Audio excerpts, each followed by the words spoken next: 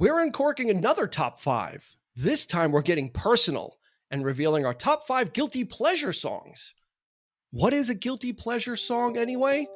Well, you got to stay with us to find out. Get ready for the 3324 podcast, where lifelong friends Dean Legiro and Eric Kuber share their love of all things music and movies. Dean has directed short films and is a music trivia buff. And Eric, trained in audio engineering, brings his extensive knowledge of music and film to the conversation as they discuss, debate, and celebrate their favorite albums, films, and much more. Welcome, friends, to the 3324 podcast, another episode of music and movie magic. Yes, indeed. Right? It's time for another music one. Yeah, time for another top 5. Yeah, let me ask you a question. Yeah. How many top 5 episodes, or how many top, because we did one top 3, so how many top whatever episodes have we done? Geez, I want to say... How many do you think we've done?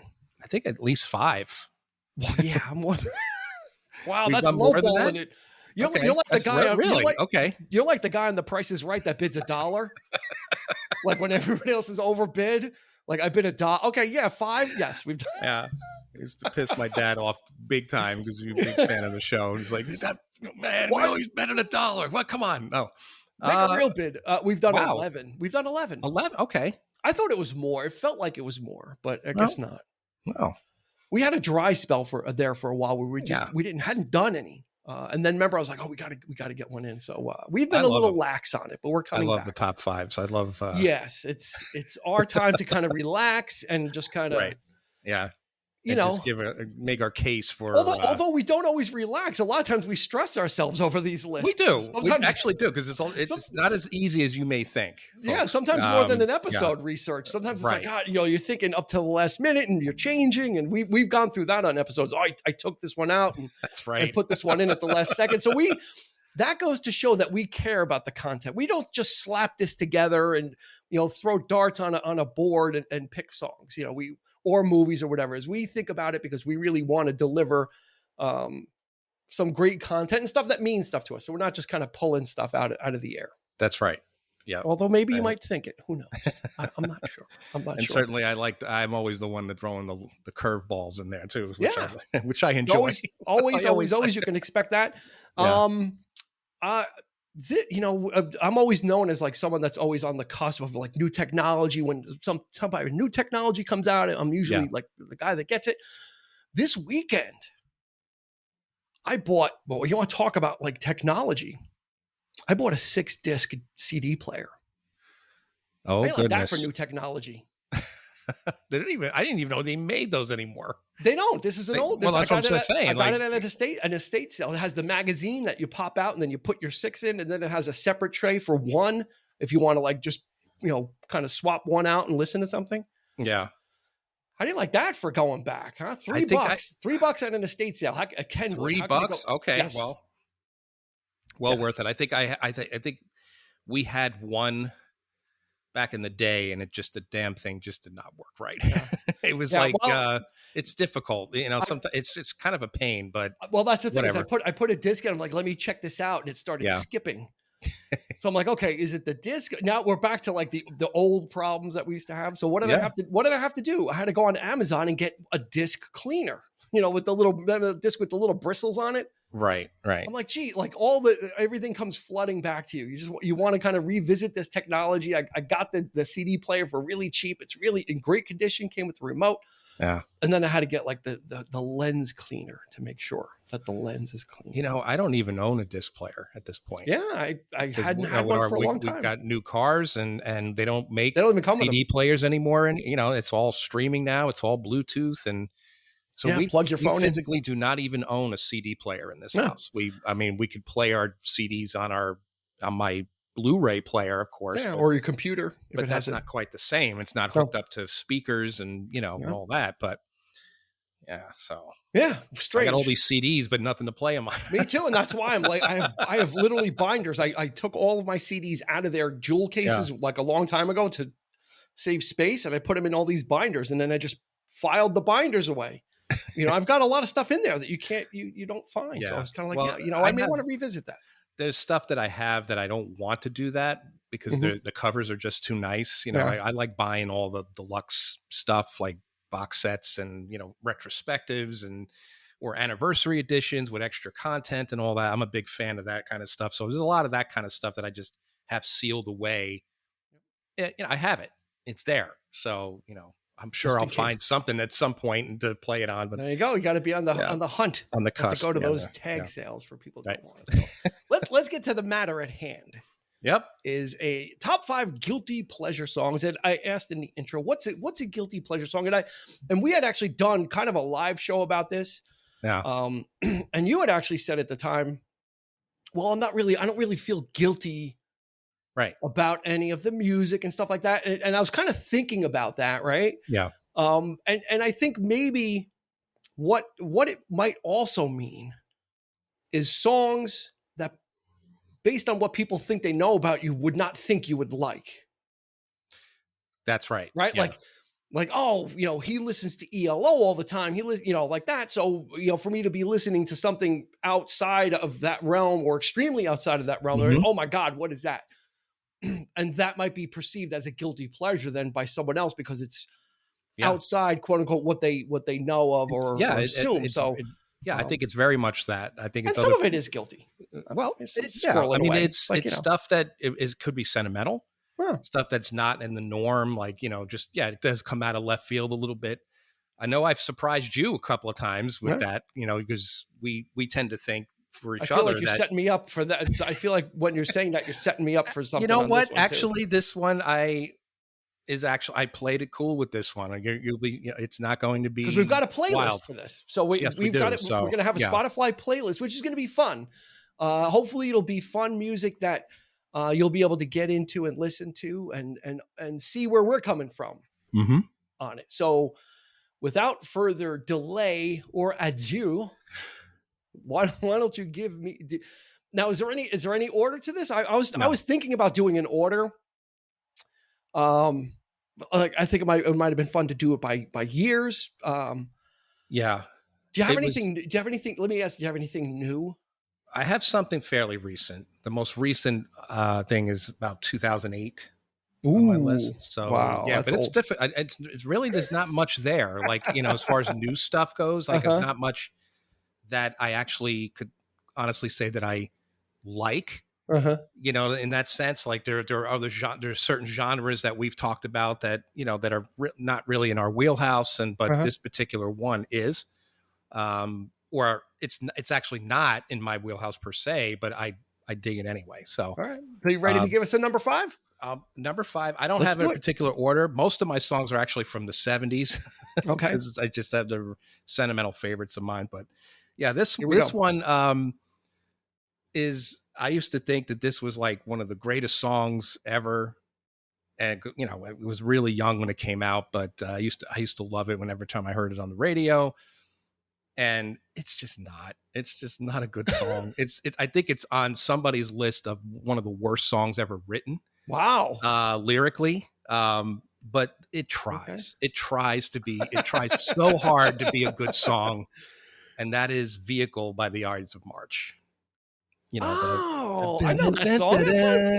You know what I'm talking about? Yeah. Yeah, I know that song.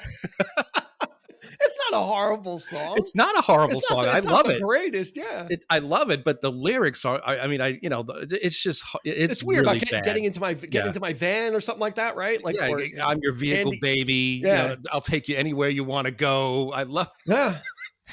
It's just, you know, I know it appeared in a few movies. I think it was in that Sylvester Stallone movie where he was in prison.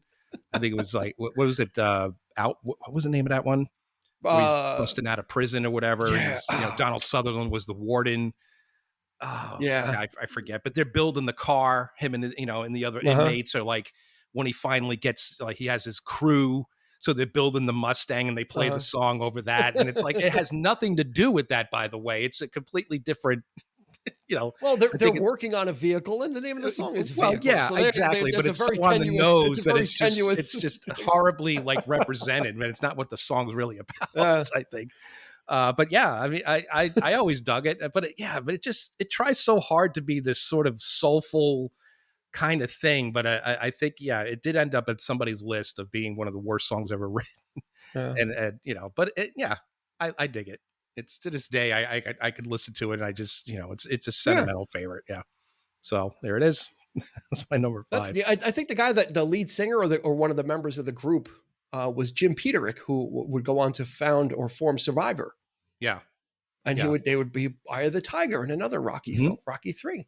The lead singer of the group too is ironically, he sounds a lot. I don't know if it may be the same guy, but he sounds like the lead singer from Blood, Sweat and Tears. He has got that same vocal. No, it's not. It's not David Clayton Thomas. It's not. Okay. Yeah, no. Yeah. No, although it's got that soul. It's got that soulful voice, that gritty. Right. So of that early 70s kind of sound that those vocalists were getting, that, you know, rough. It's dirty. It's not terribly well recorded either. I noticed I couldn't find, I was trying to find a really good remaster of the song and on Spotify, and I came across it, and I'm like, man, this sounds really really and dirty and even low. It's not even that loud. But yeah, it's just, you know, it's there, and it's a guilty pleasure. It's a guilty pleasure. There it is. So cool. I'm gonna go more recent for my first one. We're gonna totally flip the script on this. We're gonna go to the 90s, and even at the time when it came out, I thought at the time it was a perfect pop song. Okay. Totally not for my demographic, though. You know, and let's be honest, pop music is made for younger people, usually for teenagers. That's kind of like the music that you can kind of get into. It's harmless, it's fun, it's sugary.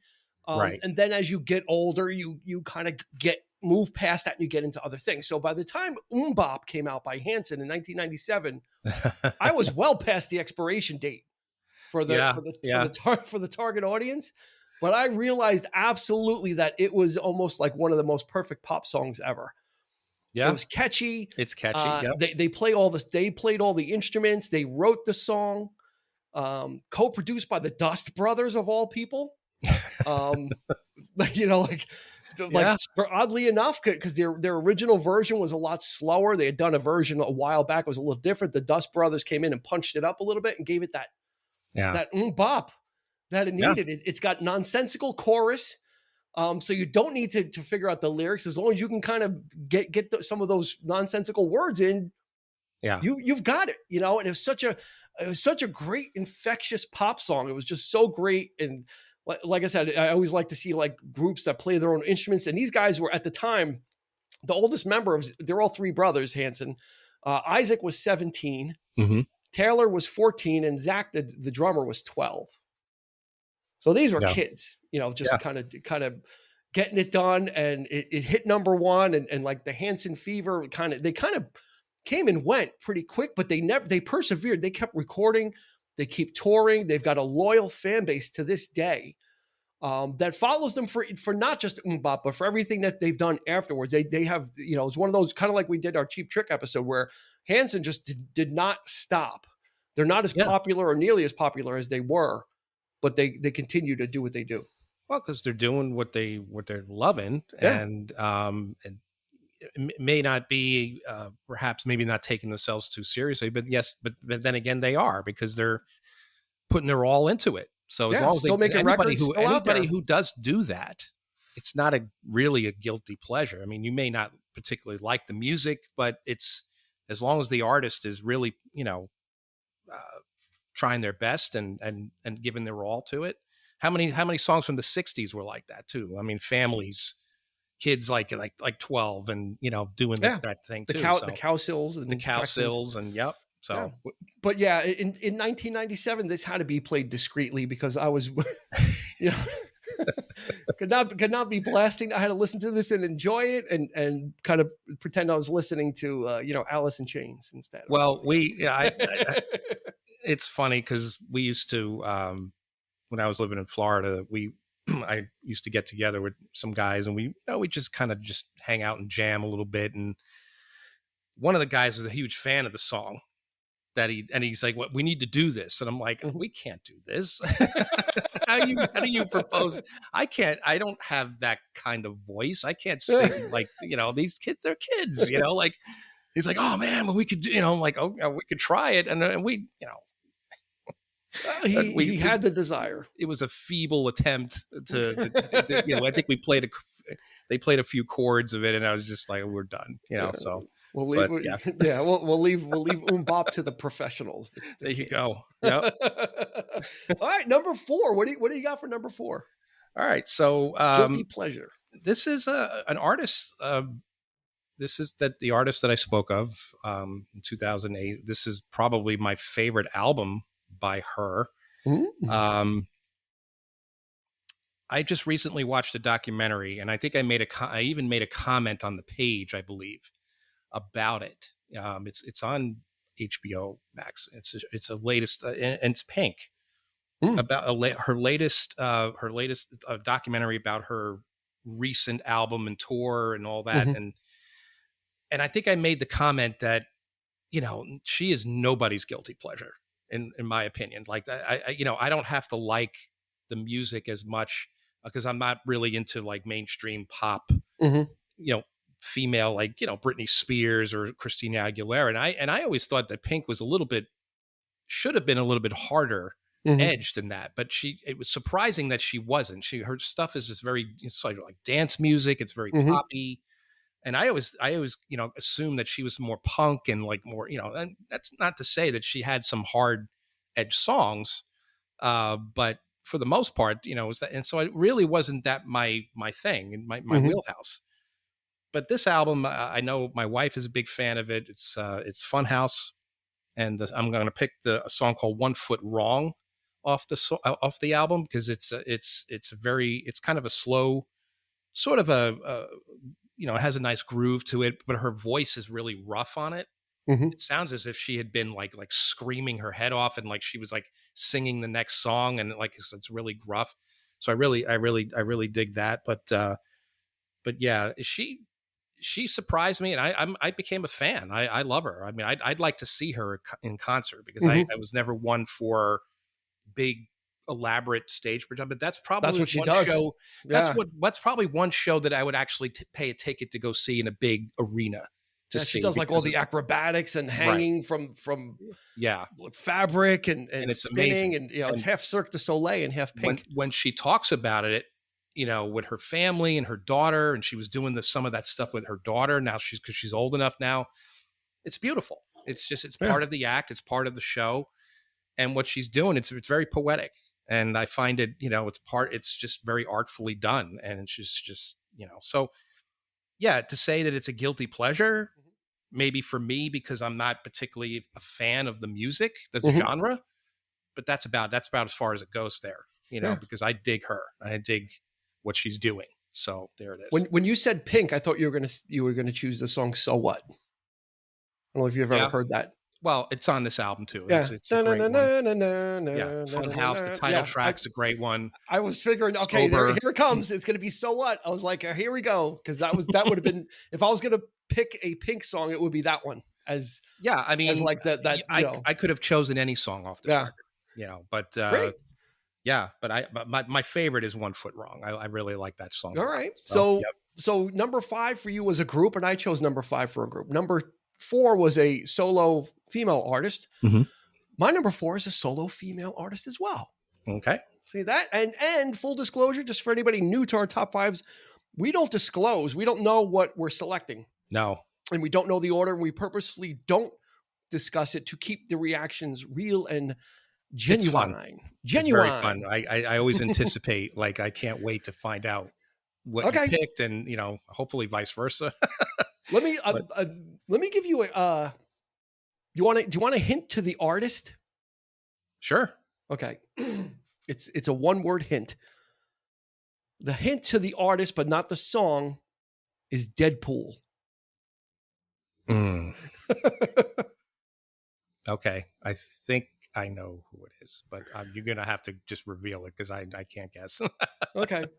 My number 4, Guilty Pleasures from 1981. The artist is Juice Newton. And the song is Queen of Hearts. Okay. The Deadpool reference is because they played Angel of the Morning in Deadpool, highlighted it was like a centerpiece of the film, and everybody flooded Angel of the Morning on YouTube with views. Like, if you're here for Deadpool, put a like in. If you're here for, I'm here because of Deadpool. It's one of those needle drop moments that kind of brought that. So, but that's not her best song. Queen of Hearts is her best song from 1981, which is a cover written, I think, in 1979 or a little bit before that. First recorded by Dave Edmunds, who we know in 1981, give or take, was being produced by Mr. Jeff Lynne, the Information album Slipping Away.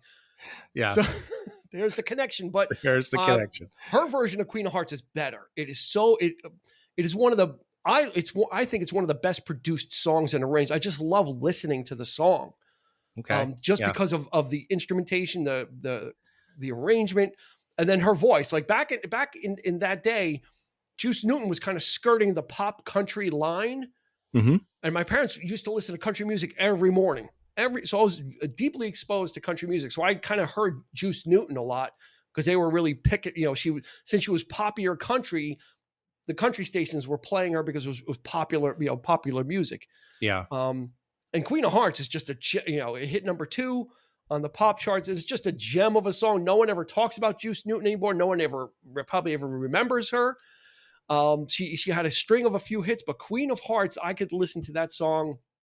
It's one of those ones that I'll put, like when it comes on, I put it on again. It's like, I got to hear it again because it's just so well constructed, and she's got such a great voice, and the backing vocals, and it's got a tasty guitar solo in it. So it's got everything that I like, but no one really knows Juice Newton. Or if you do, you're a Deadpool fan. So it's kind of like, you like it because of that, not because of her. It's kind of, so yeah, check that out. These are going to be on a playlist, by the way. So you're going to, all of Eric's selections are going to be there, as long as they're available on Spotify, and my selections will be there. And we're going to mix them up into a beautiful playlist. So my number 4 from 1981, Juice Newton, Queen of Hearts. And the music video is a lot of fun too. So back then those videos were kind of quirky, and they had the artists doing things like kind of in like little stories. So it's a fun music video as well. Cool. So there you go. My number 4. So number 3. Guilty pleasure. Oh. What you got? Oh man, this is give me all you got. Give me all you got. That's his Al Pacino. Thanks. Like I haven't done it 5,000 times already. One of my favorite songs ever, like soul. I love soul. I love Philly soul. I love the sound of it. I think I brought this one up before, but it's some people might think of it as it's outdated. It's kitschy. It's corny. It's ridiculous, maybe even somewhat problematic in today's society and in terms today. But Me and Mrs. Jones by Billy Paul is outstanding. To this day, I just absolutely love this song. I love the mood, the atmosphere, just the orchestrations in the background, the whole, like the 70s, that you get the whole gorgeous package. You get the entire, that lush production that Dean and I always speak of when we gush about the 70s. It's there in this song, and it's just and what a vocal performance too. I mean, he really belts it out by the end of it. It's just great. Such a great It's song. not problematic. He's fooling around with somebody. They do that all the time. They've been doing it then, they're doing it now. No problem. Not if you're saying guilty, you're innocent.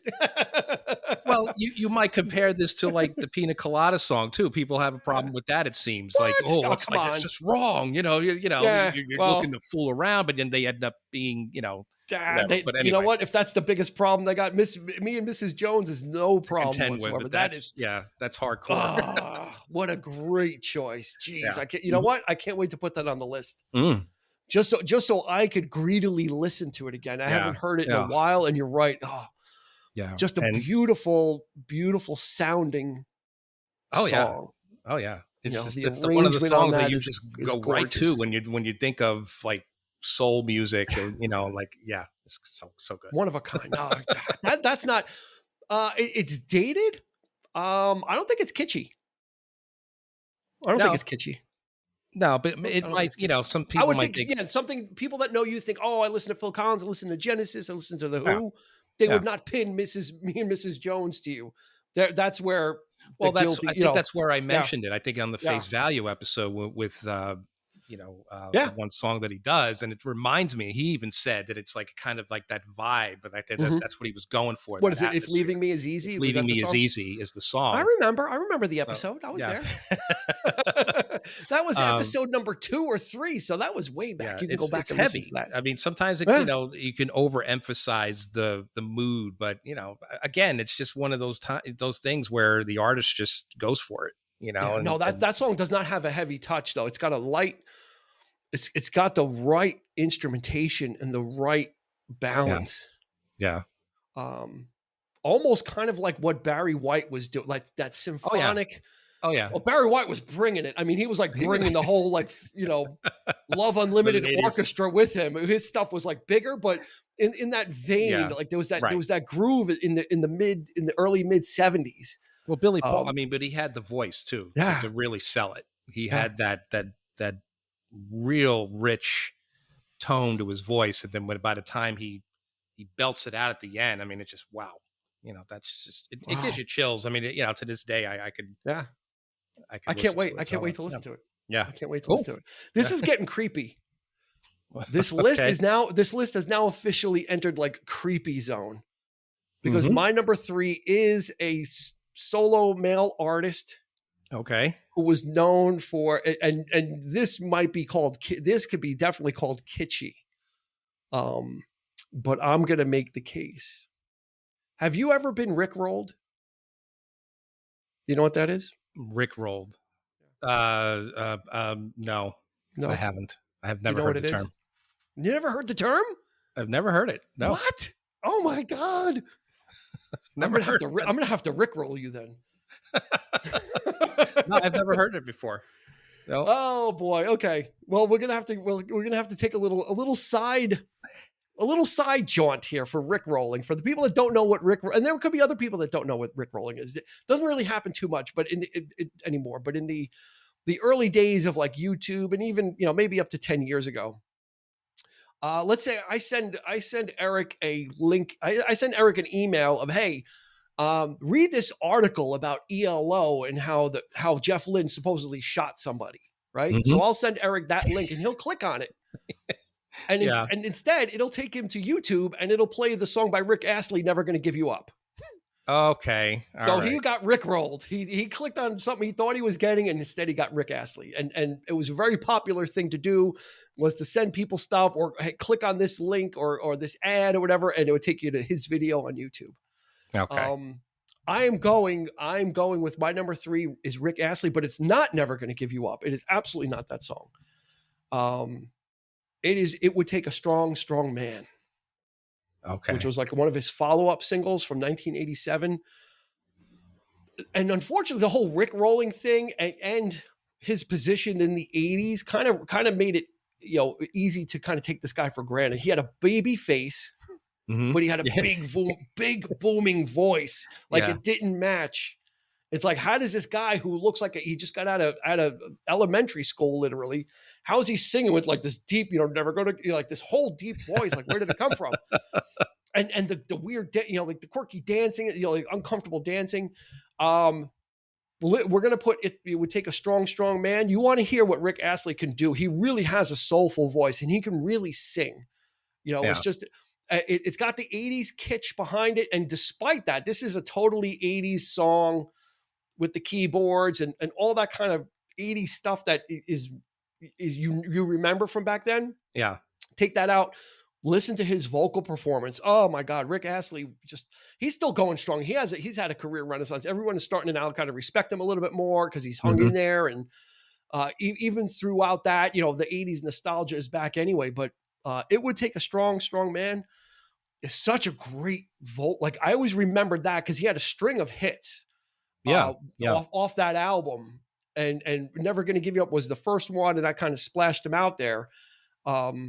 Together Forever, there was a couple of other ones, but which is kind of again the kind of throwaway. It Would Take a Strong, Strong Man really showcases and highlights. You can really hear his vocal prowess, and really what a great voice this young man at the time had. It was kind of one of those guys that sounds older than they are, and that kind of can work against you because he's got the pin-up good looks, but then he's got this soulful voice, and you don't know what to do with it. That deceptive.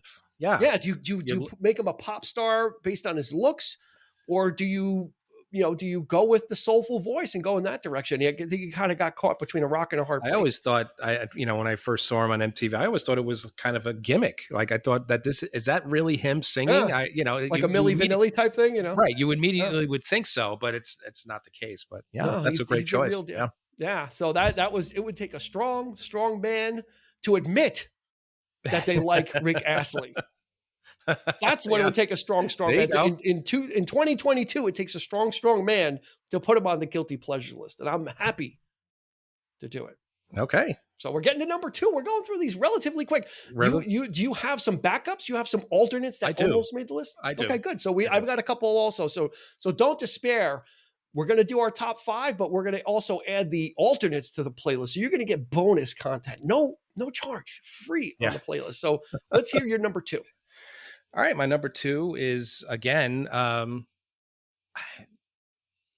it might be construed as a guilty pleasure. It's not it's not for everybody, I guess. But I guess it's kind of in the prog, stepping into the prog arena, I suppose. But it's but it's a well-known song. Everybody knows the song, and it's been used many, many times in films and TV shows. But to me, it's always been an earworm. It's like deer in the headlights. So, every time I hear it, I have to stop. I have to listen, and I got it because it's so beautifully constructed and done.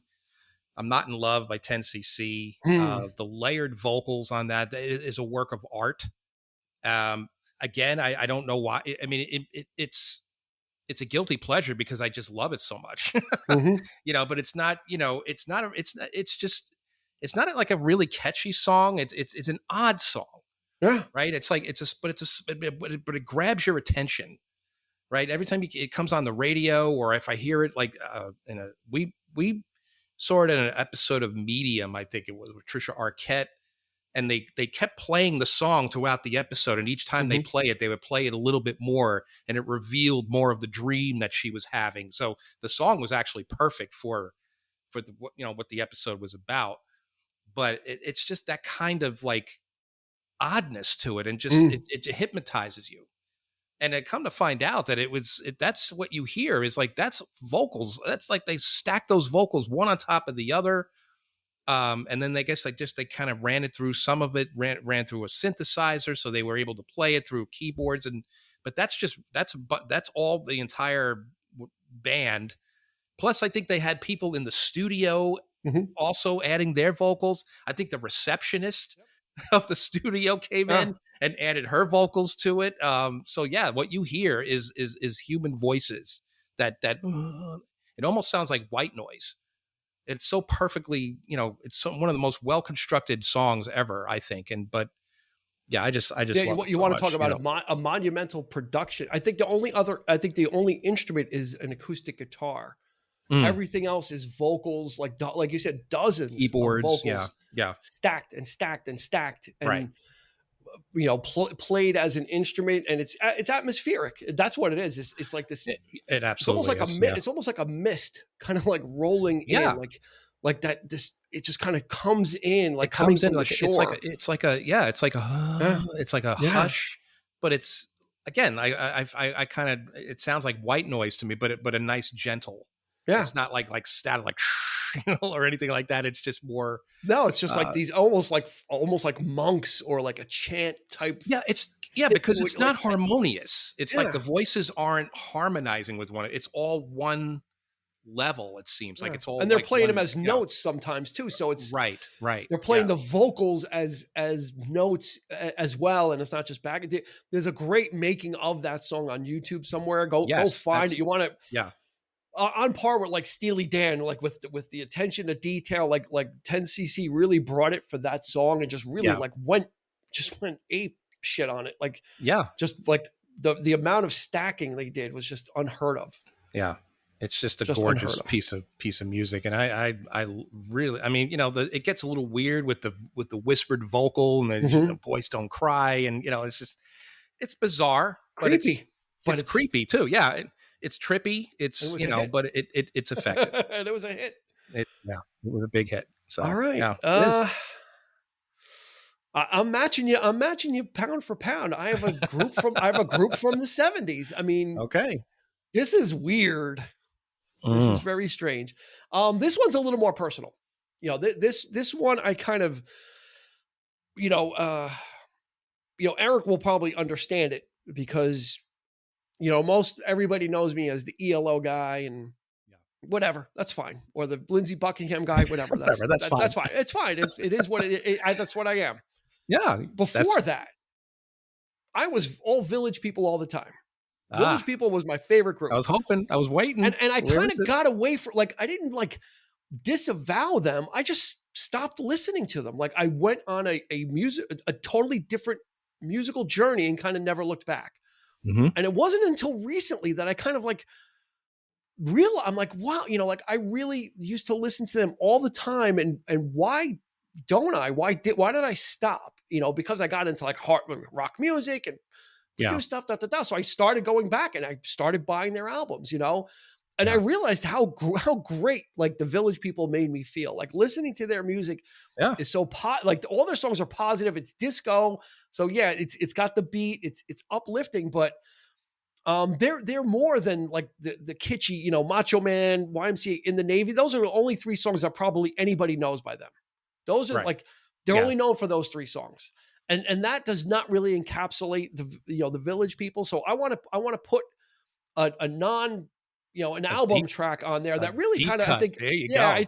I think that kind of exemplifies them a little bit more. So, from 1979, their last album with the original group, because once they hit the 80s and the lead singer Victor Willis left, it was a free for all. It was a revolving door of lead singers that the backing members started leaving, so it just then it became kind of really kitschy. It was more of an act. Oh, we need a construction worker guy.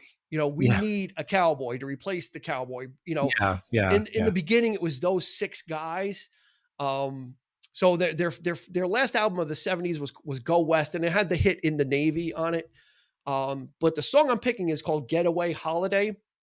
And the reason why I picked it is because I forgot how much I really loved this album. I was listening it to today, and I'm like, I just really love this. I love this music, and I really got away from it, and I don't know why. Yeah. But you really get to hear the backing. Usually on In the Navy and the hits, it's Victor Willis in the front, and then the group in the back, In the Navy or Macho Man or YMCA, and that's all you hear them sing. Yeah. In Getaway Holiday, actually the group takes the lead vocal. It's like a call and response. So they're singing the lead line, and then Victor Willis kind of does a response line. So you really kind of get to feel a little bit more about what the Village People were really about. Was it kitschy? Yeah, they had them in different, stereotypes. It was kind of the whole gay stereotype thing, which I was absolutely fine with. I'm like, yeah, what do I know? I'm a kid. And there's nothing wrong with that. Yeah, I was like, yeah, whatever. I'm okay with it then. I'm okay with it now. I love the music. It was always about that. Mm-hmm. But this was just just always so when I listen to it now, I'm like, wow, all these songs are just always so positive messages, and I really just love it. So Getaway Holiday and it was the end of the disco era. The Village People were not going to survive anyway, no matter what they did, because once the 80s came, disco was done. It was over. There was a whole, and they did try to change their image and do different things, but it was, they were of their time, and now they're a touring act. It's a nostalgia thing. You get to go see them old, whatever, kind of banging away at it. But Getaway Holidays is my number 2, and it's going to be on this playlist. Great. That's great. I'm glad you picked a deeper cut, because I know you had all those albums, and I it's not just about the hits, not just about YMCA, and you would play them from end to end. I mean, I do remember certain songs that, you were really into. So yeah, so that's a great choice. Great. All right, number 1. I don't know. This is getting creepy. So your number 1 is really going to determine if it matches. We've matched the 4 we've matched group. Both number 5 was a group. Number 4 was a solo female artist. Number 3 was a solo male artist for both of us. Number 2 was a group from the 70s for both of us. Okay, no pressure. This one's a male artist. And the song came out in the 60s. Okay. and it's been my a childhood favorite of mine for forever, and I still love it to this day. It makes me cry. Well, even more now, I guess, because I'm older. But What whatever. doesn't? Right. And his version, it's been redone, quite a few times, but his version is by far the best version. Oh boy. And it's Mr. Bojangles by Sammy Davis Jr. Wow. I just absolutely always loved this song when I was a kid, and my grandfather was a big fan of it. And we, and hearing this, and, again, that vocal just gets you every time, especially when he starts talking about his dog dying and up and down, and it's just it's so emotive and so well done. You would think, oh, this song is it corny? Is it whatever? Is it like like Candyman? Is it is he trying to be too kitschy with it? But I don't think so. I think it's a really emotive song. It's by far the best version I've ever heard. To this day, I still love it. So it's a very, very personal, sentimental favorite to me. And I just dig it. So yeah, there it is. Wow. I mean, I remember was it the Nitty Gritty Dirt Band? I think they did a version like in the 70s, right? Like it's kind of more of like a bluegrass type. Yeah, exactly. Had kind a of like vibe that to it. Yeah. Ricky Nelson garden party type sound, or what, like that kind of thing in the early 70s or whatever. But John Denver actually came out with it. Really? He did a version of it, which was really nice too, but nobody compares to. Yeah, I get what you're saying about Sammy Davis. Like it could be cabaret. He was so it could be like that kind of thing. He could go over the top with it, like nightclubby. Yeah. But no, I do. Now that I'm thinking about it, I do remember his version of it. Yeah, it's beautiful, and he had a great voice. He was a member of the Rat Pack, so he ran with some hard partying guys. He would do it on. Remember those Ed Sullivan shows that we the VHSs when they came out, like the best of the Ed Sullivan. I think it's on there. I think he does a version of it, and he does the little dance with it, and he's performing it. But what really gets you is the vocal performance on it. I think it's just so beautiful. Yeah, I just love it. Wow. Yep. Yeah. All right. I hope it's on Spotify so we can grab it. Yeah, it is. If it is, okay, good. I was going to say, if not, we'd have to put the Nitty Gritty Dirt Band. But I'm glad there's a version. There is it's a compilation album, but it's on there. It's called Mr. Bojangles, the single version. It's on there. So got it. All right. Yep. It'll be on there. Number 1. Well, the streak has been broken. It's like going to the 9th inning of a no-hitter and somebody hits a single. And it dribbles past the first baseman. What can I tell you? What are you going to do? What are you going to do? My number 1 came out in 2020. Mm-hmm. So I'm hip to the new stuff. Okay. This song, one of the inspirations when it was being written, one of the writers was imagining Mike Myers as Austin Powers dancing to the beat of the song. Like for some reason, they were imagining him, like how Austin Powers would dance to this song. I don't. I haven't really thought about it. I haven't really tried to picture that, but it's an interesting behind the scenes story. Okay. This is from 2020, and it is by Dua Lipa, and the name of the song is "Levitating." Okay. And, oh my God, what a great song. I haven't heard it. Never heard it. And that's why it's a guilty pleasure. You'd be like, what? Who? What? Huh? What? Oh, okay. It's one of those ones, driving around my girlfriend in her car, she puts on different radio stations because you know what? When you're the driver, you choose the music, right? As you well knew. Yeah. Back in the day. Yeah. Whoever's the driver controls the music. So she would put on different stations and this song would keep coming on. I'm like, Jesus, like, wow, like what is, like most of the other stuff, like I can't tolerate because it just all sounds the same type of stuff. Like pop music today kind of all sounds similar, but this song Levitating just kind of kept getting through all that. And I kept remembering it. And then, I'm like listening to him like, Jesus H Christ, this is a really good song. Like it's so catchy. It's got a great beat. Her vocal performance is there. The only problem I have with the song is written by 4 people. Which you start to see a lot nowadays is songs are written by committee. There'll be like, Yeah. 3 or 4 people, then they'll get another guy in, or someone's got a beat, and I don't like assembled music, but Dua Lipa nails it on this song. And I started listening to the rest of her album, and I'm kind of becoming a Dua Lipa fan. She's an English artist. But Levitating is my number one from 2020. So I'm happy to have something recent. Something new. I didn't want it to be all nostalgia. I'm kind of like, like brand new. Levitating is a hit song. And for someone who has rhythm, I have rhythm, but I don't dance. And I will not dance. And people ask me to dance. This could get me close. Okay. This could get me close. Oh, I'm not saying I will, but that's great. This might get me closer than anything. As someone puts on Levitating, okay, so we might see Dean get up and couple of gin and tonics in. You might hit the right. You might unlock the combination. Fantastic. All right, let's run it down real quick. Just run down your top 5. Okay.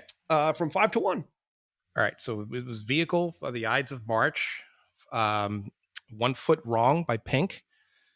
Me and Mrs. Jones, Billy Paul.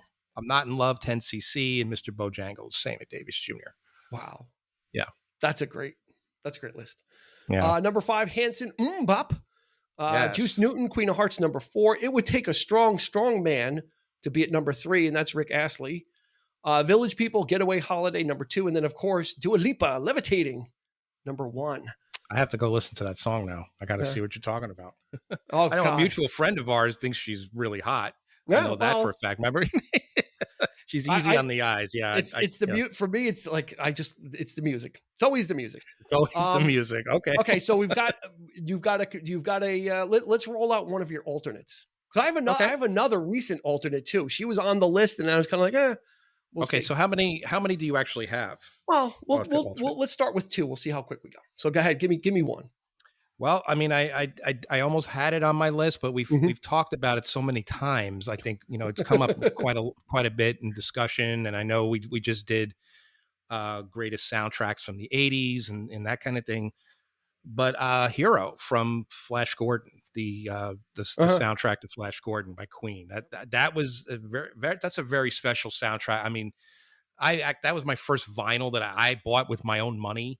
Because I saw I had to get that soundtrack because I just seen the movie, but I love the ending song, which plays through the credits at the end. It's a song called Hero, which and it has the sound effects and the voices in it as well. Yeah. I think there's it's got the sound of the ring, like the much like Flash's theme, in the beginning. Yeah. But I wanted to but it's probably like the only like real complete song on the soundtrack. Yeah. It's like the rest of it's kind of bits and pieces of music, but yeah, that but because we mentioned them so many times, they fell to the. I can't have too much Queen. Can't have too much Queen on a playlist. I could put it on the playlist. That would be great. It's going out there. Okay. Yep. This is about as obscure as I'm going to get. And I think a while ago, I don't know if I sent Eric, like this was a few years ago. I think I sent him the link to this song and he's like, yeah, it's typical that you would like this. Wow. He's like, yeah, you listened to it. I think you said, yeah, this sounds like like, I'm not surprised that you like this. And it's Matt Berry. Yeah. And the name of the song is Medicine. Everybody now, back then, nobody knew who Matt Berry is. Now Matt Berry is known for the TV show What We Do in the Shadows on FX. Yeah. Now he's known it's stateside. Yeah, he was not known stateside before that. He was, we've talked about the IT crowd many a time. Yeah, he was on a show. Yeah, he was on a show called Toast of London, which he was fantastic in. But he's also a musician, a very good and a very prolific musician. He's got about 7 or 8 albums out. Psychedelic pop and acid jazz is what the genres are, so acid that should tell you right there. Okay. So the name of the song is Medicine. It's poppy. It's a little trippy, but it's very listenable and it's catchy. Definitely a guilty pleasure because no one knows the guy. Yeah. But hopefully you'll hear this song and if you like pop, it's a good pop song. It's not gonna task you too much. It's not gonna ask too much of you. I actually think you resemble him. Thanks. You kind of look like him. Honestly, because I seen him and I was like, I know Dean's going to like this guy. because I had seen him before, like, Yeah. because I had watched the IT Crowd, and you had told me, like, did you ever watch IT Crowd? And you're like, so we kind of ended up watching it together because you came to visit. Yeah. But I had seen it before, but I knew, I said, this guy, I know Dean's going to like this guy, because that's I could see this, the way he acts, the way he, he's like, I know, yeah, that's Dean all the way. But yeah, that's a great choice. Cool. Great all right. choice. Yeah. What you got? We'll do two more. Two more? This way we'll okay. this way we'll have a nice full playlist. We okay. got time. We got time. Yeah, this one, 76, man. This was, this was all over the radio. It was probably one of my favorite summers as a kid. Bicentennial, and the song is "Afternoon Delight," Starland vocal band, man. as heard in Anchorman. Yes, they do quite a good rendition of it, I might add. The harmonies are there, man. They know how to do it. What's it like to be in love, Ron? And there's actually, on the soundtrack, it starts out with them, but then it kicks into the real track, which I dig. So if you want to use that version, that's cool. Put it on the playlist. We'll use the original, pure pop. Starland vocal band. Oh, this was a group that was helped along by John Denver. John Denver, the main the leader of the band, Bill Danoff, was a member of John Denver's band.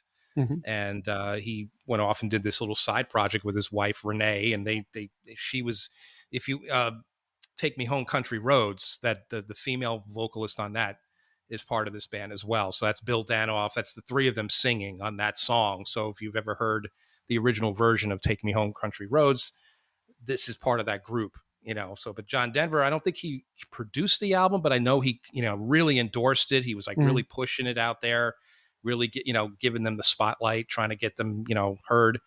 And the song was a, pretty big hit. As I do recall. One hit wonder though. They kind of the album is just it's a lot of covers. There's just, it's the song that makes it. It's, but yeah, it's, so representative of the mid 70s. So representative of like what was going on the radio. Yep. That's a great choice. Yeah. That is a great choice. I'll match you. I'll see your Starland vocal band, and I'll raise you one Dr. Hook. Because Dr. Hook is like the lost band. Like they're like the lost band of the 80s. No one talks about Dr. Hook. Man, that's a great and choice. They had such a run of great songs. They were kind of plugging away in the 70s. Then in the early 80s, just started getting like hit. But nobody ever talks about Dr. Hook anymore. So now they've become a guilty pleasure. When you're in love with a beautiful woman. Yes. The guy that wrote the song was kind of pissed off at them. Because he wrote it as a ballad. And he's like, you guys are doing this too fast. Like you're singing this too fast. Like, what are you doing? I didn't write it like this. Yeah. And they're like, no, well, we want to do it like this. And you know what? Dr. Hook knew better, because it is a great, it's got such a groove, man. Pop song. Dennis LeCourrier is the lead vocalist of Dr. Hook. And he's got a great soulful voice. He's got like that rough, kind of like that rough sounding voice that we were talking about with like Blood, Sweat and Tears. He's kind of got a little bit of that grit there. But they were just making great pop music, but no one ever talked. Like they kind of disappeared out of conversations. Yeah. Like when you talk about 80s greatest hits and this, that, and the other thing, no one ever talks about them. So I'm bringing some Dr. Hook into the playlist. Cool. All awesome. Right? Yeah. You got one more? Pick one more. I do have one more. And this was a 45 that I had. I didn't have the album. And the album, I guess it did okay. It might have been considered as a slight comeback for the group, which were obviously a lot more popular in the 60s. They started out in the 60s. But I absolutely love this song. Again, one of those songs that I thought was so great.